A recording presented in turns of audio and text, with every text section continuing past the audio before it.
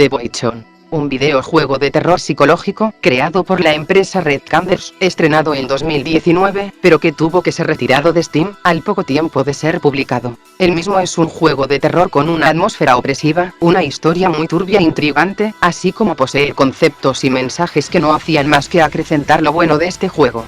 Pero como dije, el mismo tuvo que ser retirado de Steam al poco tiempo de publicarse, debido a que estuvo metido en una polémica con el gobierno de China. Resulta que en el recorrido, podías encontrar un meme que hacía alusión al chiste de que el presidente de China se parece a Winnie the Pooh. Cuando la gente se dio cuenta de esto, al juego y a la empresa le cayó una tonelada de hate, demasiado desproporcionado, al punto de llegar a las amenazas de muerte, lo que provocó que los trabajadores se tuvieran que desligar del proyecto, además de retirar el juego, para calmar un poco las cosas. La polémica es sumamente estúpida, estaremos todos de acuerdo en eso. Este juego perdió la oportunidad de ser conocido por un meme que ni siquiera da risa. Literalmente, el presidente de China se parece a Winnie the Pooh. Jaja, qué chistoso. El que inventó ese chiste, literalmente debería de estar en la cárcel por haber matado a medio planeta de la risa. Nótese el sarcasmo, ya que ese chiste es una mierda. Dan más risa mis chistes malos que esa basura. Se ha estado haciendo muy notorio por los medios el nivel de censura tan exagerada que tiene ese país. O sea, ya los chinos tienen mala reputación por ser gente que se come cualquier cosa que encuentran en el suelo, y ahora más encima censuran cualquier cosa que no les gusta, incluso si es un meme. Ustedes me dirán si siguen viendo a China con buenos ojos. Pero bueno, que me estoy saliendo del tema. Este juego, si no hubiera pasado por lo que pasó, sin lugar a duda hubiera sido muy conocido, por ser un producto que se aleja demasiado del estándar genérico de los videojuegos. ¿Por qué? Bueno, básicamente por los mensajes y simbolismos que vemos a lo largo de su historia, el cual se puede catalogar como una crítica social a variedad de temas, desde problemas familiares, a temas de religión, estafas, y la propia decadencia de la vida de gente inocente. Lo cual, es lo que veremos hoy. Hola a todos, soy Ikari, y el día de hoy, vamos a ver los temas que toca el juego de Boychon. Cabe aclarar, que esto no será como cualquier crítica, o análisis, o reseña a un juego X. No, ya que esto será algo así como una crítica social, referente a los temas que toca el producto, así como también veremos algunos simbolismos del mismo, que tienen relación con dichos temas. El motivo de este video, es porque es el tema de la ronda 4, del torneo Loquendo Tower, donde tenemos que hacer una crítica social. Sí, es un tema muy complicado, y más no menos intuyo, que la reacción de los demás participantes hacia los jueces, cuando se enteraron de esto, más que nada porque la mayoría no entendió lo que había que hacer, sus reacciones hacia ellos cuatro, fue así. ¡La concha de tu madre, bobeto! Jeje, cómo no odiar a estos cuatro malditos, XD. También, aunque al inicio hablé así por encima del tema de las censuras de China, no trataré ese tema aquí, más que nada porque lo quiero dejar para un video aparte. Por último, aviso de spoilers, ya que para hablar de los temas de este juego, tendré que hacer demasiados spoilers, así que si aún no lo han jugado, pues ya están tardando. Sin nada más que decir, comenzamos. The Boychon es un videojuego de terror psicológico en primera persona, que se desarrolla en un departamento en Taiwán. Su historia gira en torno a una pequeña familia, compuesta únicamente por 3 personas, el padre, la madre y la hija. Antes de que me digan que el terror ya por defecto es psicológico, lo cual es cierto, a lo que me refiero con terror psicológico, es que no se va por los conceptos típicos, screamers, sobrevivir a algún monstruo o asesino que te quiere muerto, ver fantasmas, etc., sino que se centra en miedos que podemos relacionar con temas cotidianos, miedos personales, como lo podría ser, el miedo a la soledad, a las consecuencias por tus acciones, a estar equivocado en algo, o con alguien, y lo que ello puede repercutir en ti, de manera negativa, traumas, o el miedo de acciones que te pueden crear terceros, miedos muy profundos que salen de tu propio interior para atormentarte, a tal punto, que el suicidio, literalmente uno lo puede considerar una salvación. Eso es el terror psicológico, no que te esté persiguiendo un bicho amorfo, o ver actividad paranormal, o escapar de un asesino en serie, o que te salte cualquier cosa fea a la cara. The Boychon tiene ese tipo de terror tan característico, que incluso te deja pensando por semanas, y decir que sea igual a otros juegos de terror, como Silent Hill PT, o Outlast, Amnesia, y otros más que son en primera persona, es quedarse en la superficialidad. Que te pueden gustar otros juegos más que este, vale, eso es subjetivo, ya cada quien con sus gustos. Acabado de aclarar el tema del terror psicológico, proseguimos. Como dije, la historia se centra en una pequeña familia. A la hora de jugar, las partes de la trama están desordenadas, y al ir recorriendo las distintas épocas que se nos presentan, vamos uniendo a los puntos para entender la trama. Aquí es donde comienza el tema. La trama del juego nos presenta situaciones terribles que se suelen presentar en la realidad, pero las mismas no solo están limitadas a ser vistas en Taiwán, sino que se presentan en muchas partes del mundo y en la sociedad en general. Una familia feliz. El primer punto que se nos muestra es la vida feliz de una pequeña familia, compuesta por Lin Fan, la madre, una famosa actriz y cantante retirada, al padre, Gem Yu, un guionista que estaba en la cima de su carrera, y por último, la hija, Dong Mei. Una familia que se tenía mucho cariño, se tomaban fotos, celebraban sus cumpleaños, cosas así. Como la madre había abandonado su carrera para hacerse cargo de su familia, su hija quería ser como su madre, así que dejaron que participe en un escenario, para cantar, tanto en el colegio, así como en un show en la televisión. Hasta aquí todo parece normal, pero lo malo ocurre después. Resulta que llegado un tiempo, el padre que trabajaba de escritor, o más bien de guionista, había presentado un trabajo, que ha sido rechazado por 6 directores diferentes, haciendo entender que su trabajo era nefasto. En palabras simples, al padre no le iba muy bien en su trabajo. Esta fue una de las tantas razones, las demás las veremos en los otros puntos, que desembocaron en problemas familiares, acompañado de discusiones, gritos, y peleas, que provocaron la pérdida de lo que se conocía como una familia feliz, y que terminó afectando a la hija, a tal punto de que la pequeña cayó enferma. La misma sufría de una extraña enfermedad respiratoria, que incluso provocó que se desmayara en clases, y los padres no le permitieron ir a clases por su seguridad. Le dieron vitaminas, le llevaron a variedad de centros médicos, e incluso probaron métodos religiosos para curarla, pero nada funcionaba. Hasta que un médico logró dar con la fuente de la enfermedad, la cual no era otra que mental. Así tal cual, la niña estaba totalmente sana, el problema era psicológico, a causa de las constantes peleas de sus padres. A pesar de que no se nos dice qué enfermedad tiene, se puede intuir que la niña sufría de constantes ataques de ansiedad. Como podemos ver en la siguiente página que se los dejaré en la descripción, posee una pequeña definición que dice: las crisis de ansiedad son estados de extrema ansiedad que tienen síntomas físicos, como sensación de falta de aire. Ese era uno de los síntomas que tenía la niña, que no podía respirar, que se le apretaba el pecho, cosas así. Lo demás son descripciones médicas que pueden leerlo por vuestra cuenta si os interesa, pero por mi parte, tenemos este pequeño texto que en resumen dice que los ataques de ansiedad son situaciones de estrés, que pueden ser problemas personales, familiares, laborales, económicos, de salud, o experiencias recientes con drogas. Bien, de todos estos puntos claramente entran estos 3, problemas familiares, laborales, y económicos, ya que son las razones de las constantes peleas que tiene esta familia, y provocó esto en la pequeña. Aquí comenzaría la crítica al primer punto. Familia feliz. A simple vista podríamos ver que era una familia normal y feliz como cualquiera, pero en el fondo se muestra que la misma es una disfuncional, con problemas y discusiones que afectan incluso a la pequeña. La crítica va dirigida a los padres desatentos, o inconscientes, que no piensan en las consecuencias derivadas de los problemas familiares que ellos provocan, y cómo estos afectan psicológicamente a los menores. En pantalla pueden ver un gráfico, que muestra el punto de esto. Es un porcentaje de niños que sufren constantemente de problemas psicológicos, por problemas familiares, que van desde peleas entre los padres, malos tratos de estos a sus hijos, o la simple falta de comunicación con ellos. Esto también presenta algunos derivados, los cuales pueden generar que el niño se convierta en alguien con miedo a relacionarse con otra gente, y solo se encierre en su burbuja, o que se puede ir por el mal camino, y se convierta en un bully de instituto, un buscapleitos, o alguien que está constantemente metido en tema de drogas, o cometiendo delitos. Y todo esto por un mal ambiente familiar.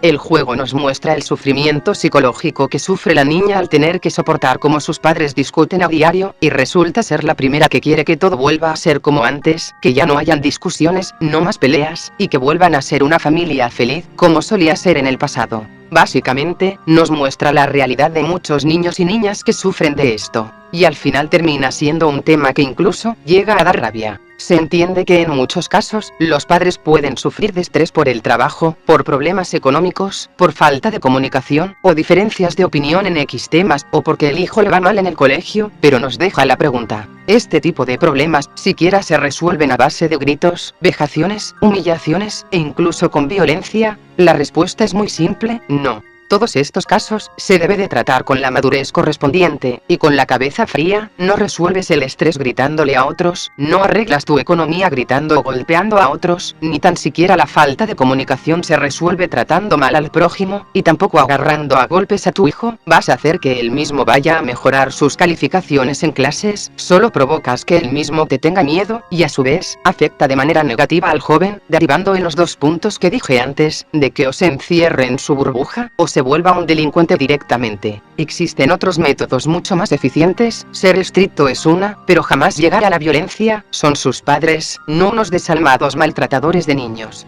No importa el contexto, nada es justificable para que se tengan que desenvolver ninguna de las situaciones antes mencionadas en el hogar. ¿Es que acaso quieren que volvamos a la época de los cavernícolas, en la que todo se resolvía con violencia, y con una mentalidad tan retrógrada? Dios santo, es que por estas cosas, la sociedad está como está. Damos un paso hacia adelante, y dos hacia atrás. Y vale, existen programas y campañas que fomentan una solución para estos casos, así como existir la opción de hacer una visita familiar con un psiquiatra, pero, primero, las campañas no están dando el resultado de efectividad prometido. En pantalla están viendo una tabla que muestra que la efectividad de estas campañas solo ha logrado un 45%, o sea, ni siquiera llega a la mitad. Entonces, ¿cómo que estaríamos ahí, con este tema como solución? Y referente al tema del psiquiatra, en pantalla les dejo otro esquema que muestra que solo un 47% de las familias asisten a estas reuniones, y el resto no lo hacen. A ver, esto se da por tres razones. Primero, que no es obligatorio. Es recomendable hacerlo, pero tampoco es que podamos obligar a la gente a ir al psiquiatra. El segundo pero, sería el típico, ¿pero por qué tengo que ir al psiquiatra, si yo no estoy loco?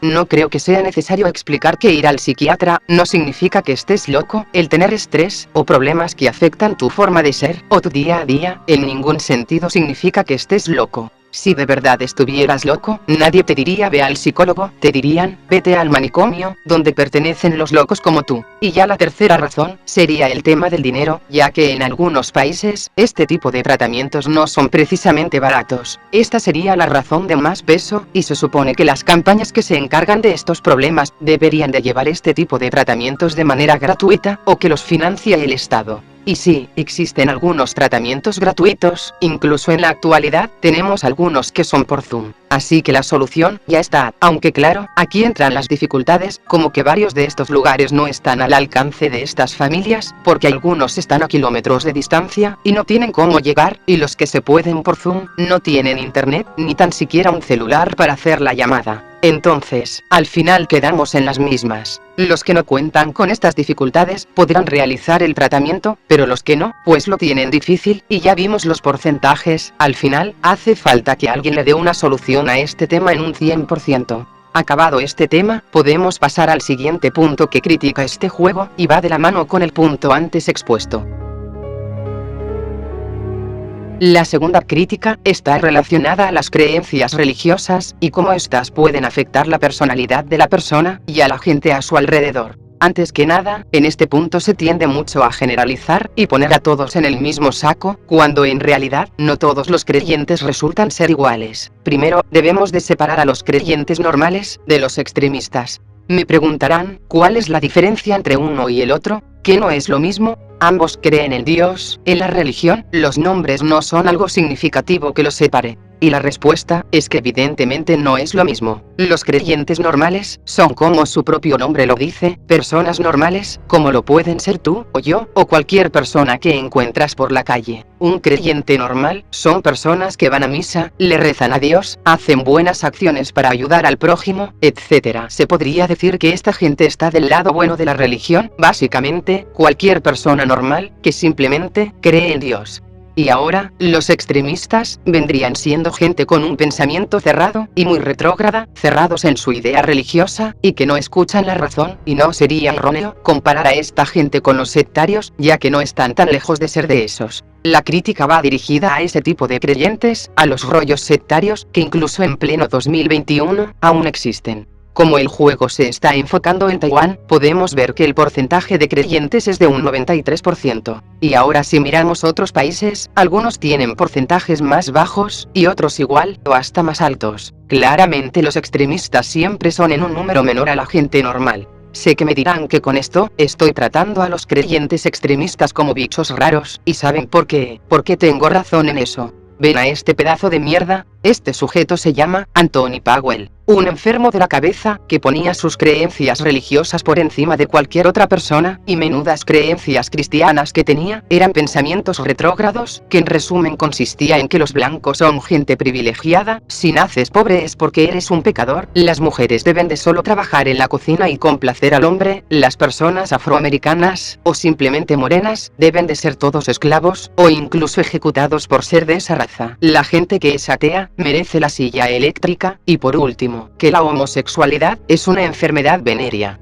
Sí, cosas que solo se le pueden pasar por la cabeza a un religioso extremista, pero eso no es todo. Recordar este punto, ya que lo veremos más adelante. En The Boy John, la crítica va centrada en que este tipo de gente son un completo peligro. Aquí también debemos de hacer una separación, ya que no todos los extremistas son así. Tenemos a los que pueden generar influencia sobre los demás, y los que son influenciables. Los influenciables, se podría decir que no son gente precisamente mala, sino que son gente engañada. Este tipo de gente son los que no tienen un pensamiento racional, se les ha metido tan adentro el tema de la religión, que literalmente se creen cualquier cosa que les puedas presentar. Y aquí es donde entra el padre. Él vendría siendo un religioso extremista influenciable, ya que él constantemente se solía gastar el dinero en ofrendas para su diosa, llenar la casa de inciensos, cosas así. Incluso en las propias discusiones con su esposa, la misma le recriminaba que el poco dinero que tenían para vivir, su esposo se lo gastaba en esas cosas religiosas, y él siempre ponía de excusa que son importantes, para darle sus respectivas ofrendas a la diosa, que protegía su hogar. Y no importaba que tanto discutiera, que tantos argumentos ella le diera a su esposo, él no entendía. Si incluso ella tenía que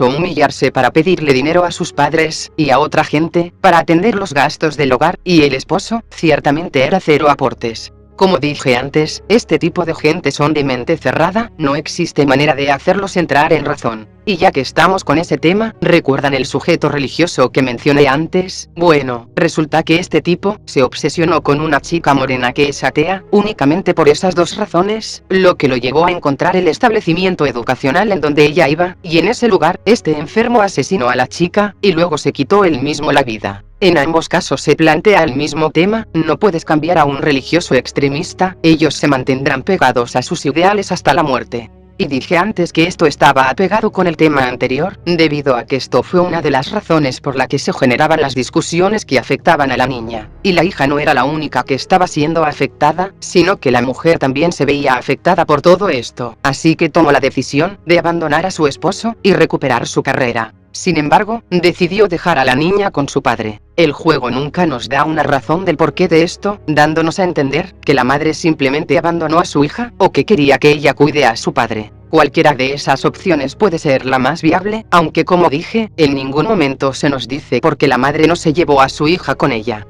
Creo que ha quedado hasta aquí bastante claro el punto sobre este tipo de gente. El cómo su forma de ser puede afectar de manera negativa, no solo a él, sino también a la gente a su alrededor. Y ahora, muchos de seguro se estarán preguntando, ¿qué tiene que ver el padre del videojuego con el sujeto que asesinó a la chica y luego se mató? Bueno, eso lo profundizaré en el siguiente punto.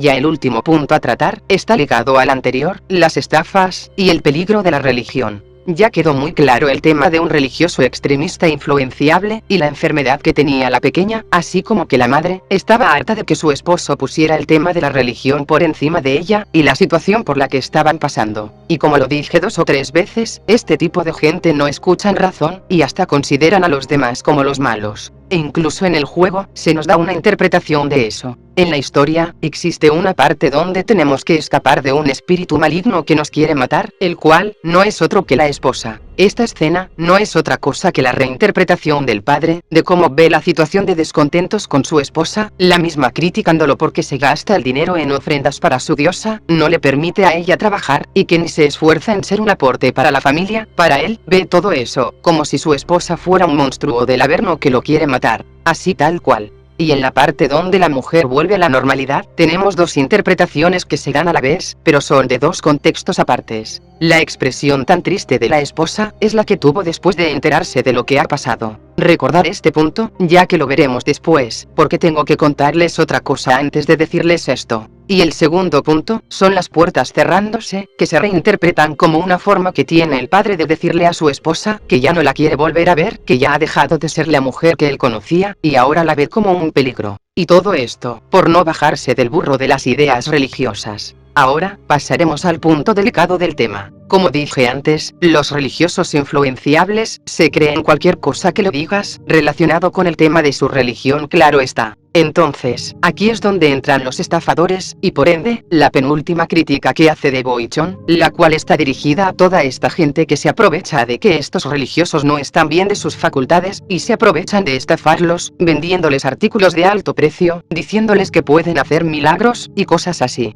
O mucho peor, les ofrecen rituales, que a según pueden cambiarte la vida, y no son rituales precisamente baratos, y esto provoca que estos estafadores se llenen los bolsillos de dinero, mientras les hacen creer a esta gente que tendrán buena fortuna, que irán al cielo, que serán millonarios, y todas esas cosas, que es todo una tremenda estafa.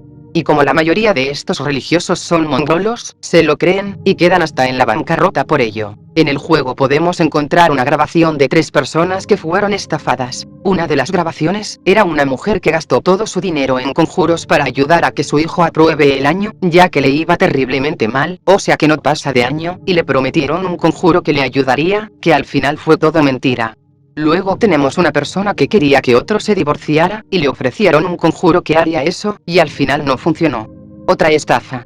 Y por último, tenemos a un hombre muy enojado reclamando porque el talismán que les vendió no sirve, que a según les prometía a su padre que viviría más, y al final fue todo mentira. Y ahora, viene el peor de todos, y tiene de protagonista al padre. Como él no quería aceptar que su hija tenía problemas mentales, fue con uno de estos estafadores, para que le hicieran un ritual para salvar a su hija.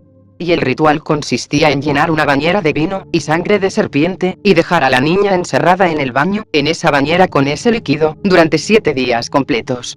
Lo terrible aquí, es que el padre, hizo todo eso al pie de la letra, pero se estaba preocupando de que el ritual no funcionara, así que estuvo constantemente llamando a esta gente para hacer consultas, hasta que un día, ellos ya no le respondieron más. En ese momento se dio cuenta que todo lo que había hecho fue en vano. Lo habían estafado. Perdió todo su dinero, y eso no fue lo peor, sino que resulta, que por creer en esas cosas religiosas, terminó matando a su propia hija. Al entrar al baño para ver cómo está ella, su mente le hace ver que su hija está bien, que ahora vive en un lugar hermoso, donde nunca más volverá a sentir dolor. Y esto, no es más que una forma que tiene el padre de engañarse a sí mismo, porque no es capaz de aceptar la culpa de sus acciones.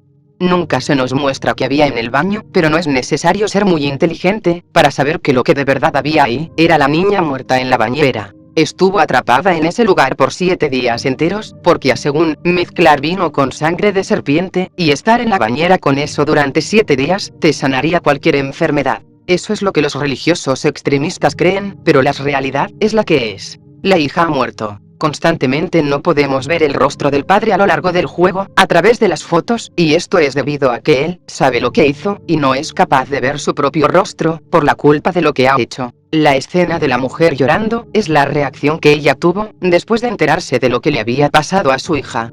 Y ya para acabar, el juego termina con esta escena, que nos deja intuir, que después de que su hija le dijera en la ilusión, papá, volvamos a casa, el padre se quitó la vida, para estar con su hija.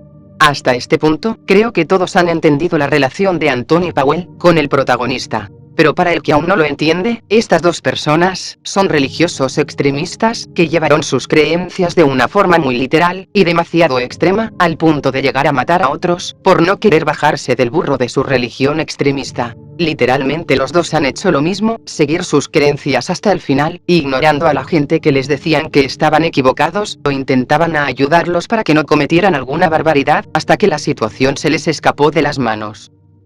En conclusión, The Boichon, quizás no sea un juego de terror como todos los grandes conocidos, pero logra dar ese miedo psicológico propio con su historia, la cual es sumamente realista, presenta mensajes y significados claros, pero fuertes. cómo sufre una pequeña niña por las discusiones de sus padres, cómo la religión arruina a una familia, y cómo la misma conduce a otros a literalmente arruinar aún más lo que le queda de vida, y de paso, llevarse a otros consigo.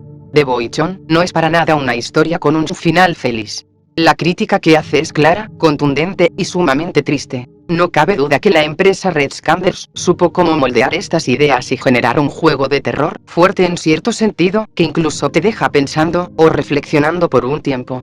Bueno, no sé qué más decir, así que creo que yo ya terminé. Espero mi video les haya gustado, no pienso volver a hacer otro video de este estilo, requiere de demasiado trabajo, y no estoy hecha para eso, XD. Nos vemos en lo próximo que suba, chao.